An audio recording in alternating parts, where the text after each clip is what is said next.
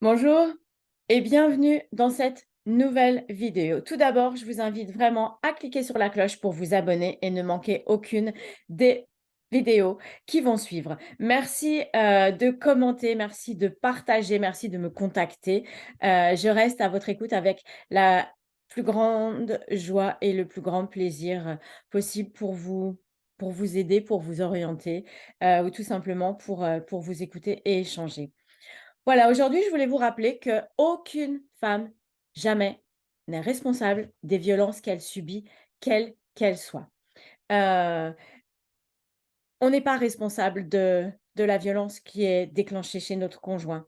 Le nombre de fois où on entend se dire: «Mais c'est de ta faute, mais c'est toi, tu avais qu'à faire ça, tu avais qu'à faire ceci» et cetera. Non, c'est pas vrai. Heu, je me rappelle très bien que dans certains cas de figure, quelle que soit la solution que la chose que je décidais de faire, de toute manière, ça n'était jamais la bonne. Donc avec le recul des années, on s'aperçoit très bien que c'est juste une manipulation, un jeu de pouvoir pour mettre notre esprit et notre façon de penser complètement à terre.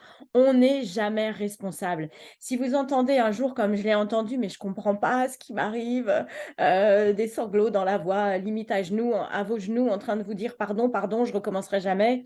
Je comprends pas ce qui m'arrive, c'est la première fois que ça m'arrive». Alors ça, c'est du pipeau, c'est très grave, c'est pas vrai. C'est pas ça parce que c'est hyper pervers, ça sous-entend que c'est nous qui déclenchons cette violence dans les personnes.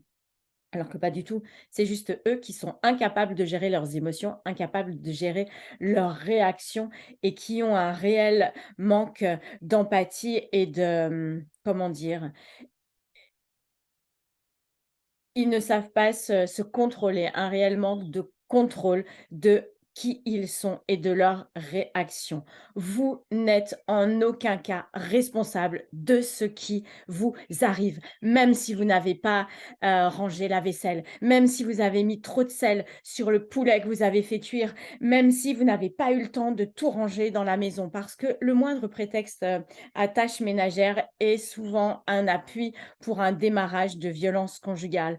Le nombre de fois où, j'avais donc 3 enfants que je gérais, toute seule, hein, puisque en principe, ils sont pas très engagés non plus, dans l'affection, des enfants, en tout cas dans les tâches, qui sont dites quotidiennes avec les enfants. Le reste, oui, pour faire briller la galerie, là, ils sont là, il y a pas de souci.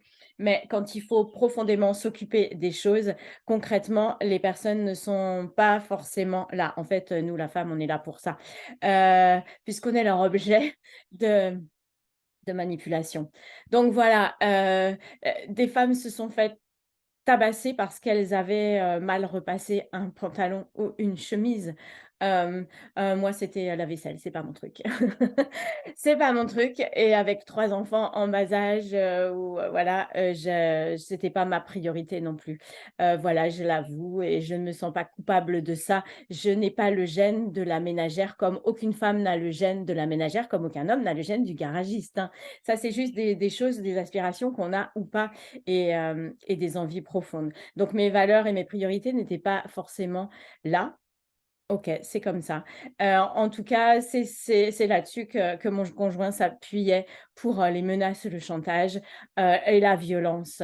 Voilà, je me suis pris reçu des poubelles renversées sur moi parce que je sais plus pourquoi, mais voilà, ça c parce que peut-être la vaisselle n'était pas rangée et cetera. Du coup, c'était suffisamment humiliant de me renverser une poubelle, sur la tête. Voilà, mais voilà, donc tout ça pour vous dire, vous n'êtes jamais responsable de ce que vous faites.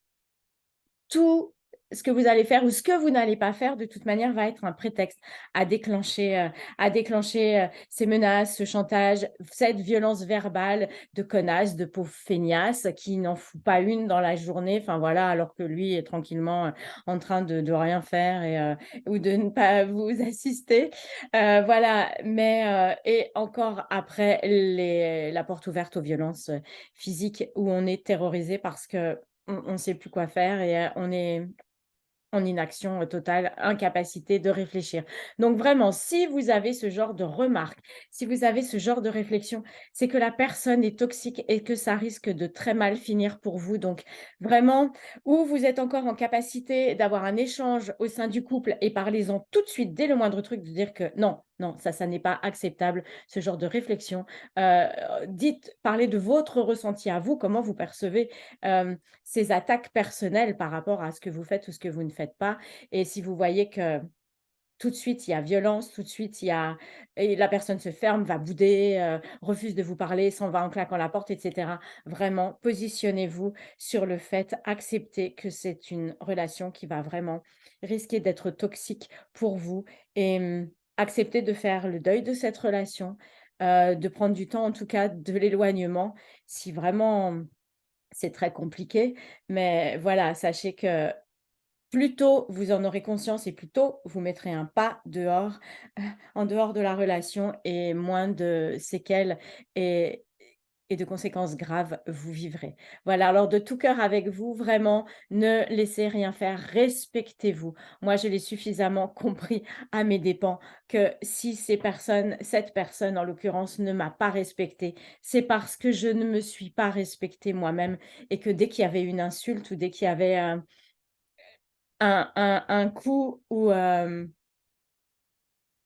pression et ben, j'ai laissé faire au lieu de dire: «Ben non, non, je n'accepte pas que tu me parles comme ça.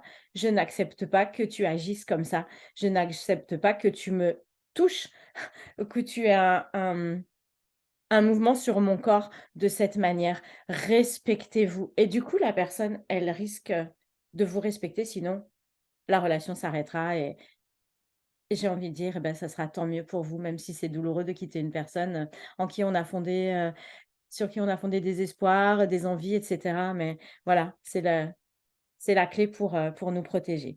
Je vous souhaite une belle journée. Merci d'avoir écouté cette vidéo. N'hésitez pas à partager autour de vous. N'hésitez pas à commenter, que vous soyez concerné ou que vous connaissiez des personnes ou pour toute autre raison. Voilà, à très bientôt dans une prochaine vidéo.